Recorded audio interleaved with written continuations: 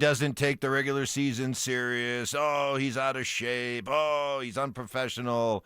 I'm with Jamal Winter tie. When he hangs 40 on you, Uh-huh. or when we win, I'm with him. When we lose, I'm not. So yeah, I mean, you gotta like he was phenomenal last night, no question about it. The guy was great, and if we get that Jamal, I'm not saying you got to hang 40 on somebody every night. I think it was the sixth time in the playoffs that he's hung 40 on somebody. So I listen. If we get really good quality shots, knocking down shots, you don't have to hang 40. But if you're that guy that's 27 to 30 something every night, like, yeah, like you got a chance to go. You got a chance to beat anybody. You got a chance to get beyond the Thunder if you win this series. So yeah, I'm with him. Winter tie. Well, I mean, I think Evans is just giving him a free pass for anything that he does, and I'm just Right. not quite there, Mark. I think that he needs to be held accountable. When you're making $50 million a year, you shouldn't have your general manager and you're calling you out for not being in shape. And we've seen him miss extended time with injuries, and that's a concern. We've seen the inconsistencies in the regular season. Okay, playoff Jamal is great, but last year playoff Jamal wasn't great. It wasn't special. Last night was great. We just need to see it a little bit more consistent. I don't have to have 43, but more consistent Jamal, because that's who he is. He could be a top 3, top 4 guard in the league. He could be an all-star. If we saw more of that, that's a problem. I think that's what frustrates people. But I think this is just what you have to get used to seeing with Jamal, the ups and the downs.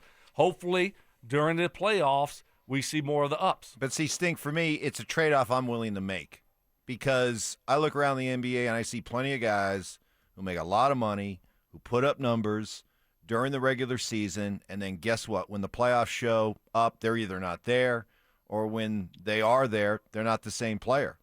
They don't embrace the playoff environment, the spotlight. And so great. All right, they're consistent, they're reliable during the regular season. But what does it mean if they're not special in the playoffs? Yeah, Jamal at times during the regular season will frustrate you. But here's what I know, that when it comes to the playoffs, this is a guy that will not shrink in the moment. He will not turn down the big shot. He will relish the opportunity. He wants the responsibility. And to me, if it's all about winning championships, I'll make the trade-off. I'd rather have playoff Jamal, and if Jamal in October and November and December drives people crazy, oh well, that's a trade I'll take. I want him to be great in the playoffs, but to Stokes' point, he wasn't great in the playoffs last year. And Well, who was? during, But who was? well, you can't. That's but not I'm not making an excuse. Why do you make excuses? Why is it? You've got like this kindred spirit. You were kind of a out of shape, Well, chubby. I had my Canadian bacon No days. excuses, no explanations. Yes. Do your job. I had my Canadian bacon phase. Like I My would blue like marshmallow phase. right. I would like him, and like Stoke, and like everybody else. I would like him to be consistent. And hey, listen, man, if that's the game that turns him back on and gets him rolling, because obviously with the lack of bench, with a lack of consistency from Porter, you got to have, if they're going to win anything, if they're going to get out of this first round, Jamal's got to be great. All right. I don't understand why it always seems to get dumped in, I don't Jamal's. understand. Because Yeah. you I don't understand why you love him. So why do you Well, love him so much? It's not What so is it? much. It's not so much that. It's just I feel he gets an undeserved, undue amount of criticism, and other guys are allowed to skate. I mean, you go back and you say, well, Jamal didn't have a good playoff last year. Well, in the Minnesota series, Aaron Gordon averaged 14 points per game, and in Game 7 scored 4 points. Scored 4 points. Played 42 minutes and scored 4 points in Game 7. Okay, but we don't hear about that. And then Right. Michael Porter Jr. Also disappeared in that Minnesota Right. series and disappeared in Game 7. We don't hear anything about that. Right, So, because that neither of those guys were Robin. Joker's Pat, man. Murray's supposed to be Robin. Gordon wasn't Robin. MPJ wasn't Robin. It was the other guy in tights was Jamal. That's true. And This conversation went in a way I did Yeah, not expect, and but you are nobody- you're making a very colorful point. yeah, Well, I think that's true. I mean, Jamal, he's supposed to be the second best player. And, okay, guess what? Aaron Gordon's got to play better last year in Game 7. So does Michael Porter Jr. Michael Porter Jr. gets criticized more than Jamal Murray. No, he doesn't. No, he doesn't. Yeah, No way. I think he does. Not even close. I think he does. No. I think Trust he me. does. Trust me, as somebody that follows this closely, not even close. Not even close. I Wait, do wait, not. wait. What the hell does that mean? Like, I don't Not even follow it close. closely. You said for someone that follows it closely, you're acting like I don't follow it closely. Why are you shrugging? What the- if the shoe fits. Wow. Wow. Stoke, who is the most Unbelievable. non-athletic athlete you've ever played with? Oh, wow. Because Yeah. when I watch MPJ, I'm like, that dude is the most athletic-looking non-athlete I've ever watched play.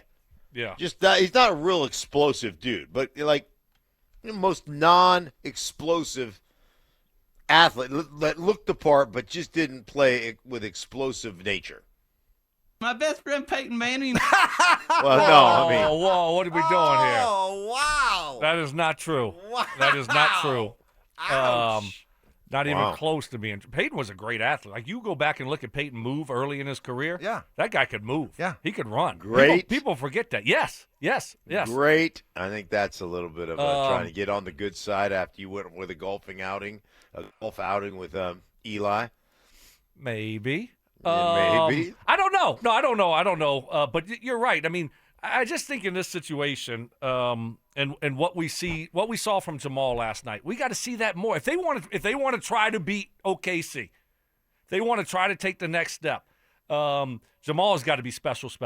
Okay, and I'm fine with him being given the responsibility that goes with being Robin to Nikola Jokic's Batman. I just think that the criticism that comes his way relative to, there you go, my Sean Payton, relative to what Aaron Gordon and Michael Porter Jr. receive, I mean, we're talking about highly paid guys. We talk about the idea that the Nuggets starting their core four is what makes them one of the special teams in the NBA, and yet when things don't go well, it seems like there's only one guy in the core four that gets criticized, and that's Jamal Murray. And I just think that the amount of criticism he receives relative to Gordon and MPJ. Well, who makes the most money? Who makes the most money? Okay, last year. No. Last year in that series, when they lost to Minnesota, okay, and in those final 4 games, Michael Porter Jr. scored 4, 6, 8, and 7 points in those last 4 games. He wasn't good enough. He was making more money last year than Jamal Murray was. Yes. He was making more Yeah. money than Jamal Murray was. Jamal Okay? just signed a contract for, what, $50 a year? So Jamal's making more money now, okay? And we did criticize Michael Porter Jr. It's not one or the other. You're making it out to be like either you're with Jamal or with Michael Porter Jr. You can be against both of them. You can be very unbiased and criticize both of them. Because there was a lot of guys that didn't step up in the playoffs last year. That's why they blew that lead that they had. That's why they underachieved. And Jamal Murray caught more heat than Aaron Gordon and So Michael Mark's Porter point, Jr. did. He's the Robin. He's the second best player, so he should catch the most heat, Mike. Plus, you're leaving out a very important detail. What's that? He's from Canada. Yeah, that's And true. we are not Yeah. happy with Canadians right now. We're about to take we it got over. a little bit of a We're about to make it. we got a little All trade of us. stuff going on. We don't like it. Oh, my goodness. All right, so you got that to react to. RumbleSlow.com, text line 303-713-1043. We also had, in the wake of the R.J. Harvey and Pat Bryant picks, okay, a lot of, I wouldn't say Broncos country was just, out and out just like blasting the moves, but there was a general feeling of kind of like, meh, right? Just kind of like meh.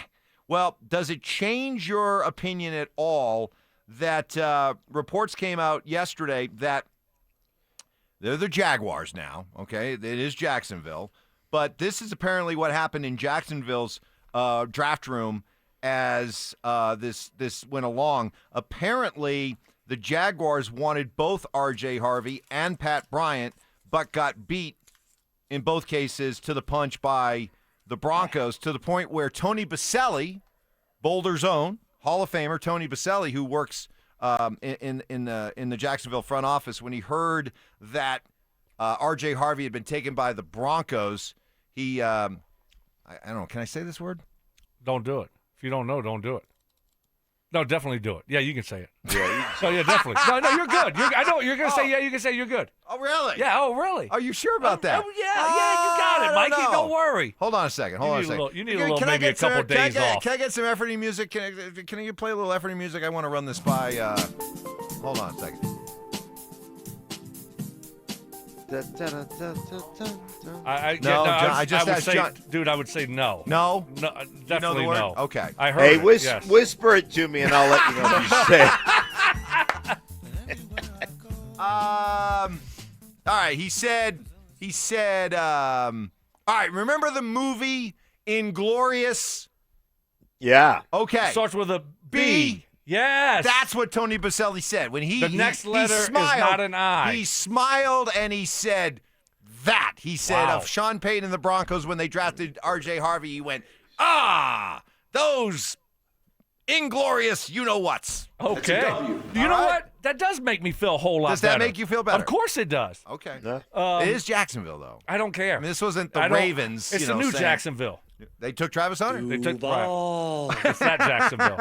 I don't know. It makes me feel better. That never gets old. It certainly does. I think when you look at all the negativity around the picks, that makes me feel bad. Okay. But when I hear a team really wanted those players, and were upset when the Broncos took them, of course that makes me feel a lot better. Okay. Very good. Mark, does it make you feel better? Yeah, no, it makes me feel great. It makes me feel great when other teams want the guys that you get, you beat them to the punch. I think that's a good thing. You could use Johnny Dangerously, like you could drop that sound like those firing by, like you remember that? No. You remember that movie? No one remembers that. No one does. Oh, No. come on. No. How can you not remember Johnny Dangerously? No. Just no. I was young ones too. Johnny Dangerous. Dude, what is Yeah, with bad movie in the 70s. We're out. No, it's not in the 70s. 60s? 80s. You and I are about the same age. Why don't you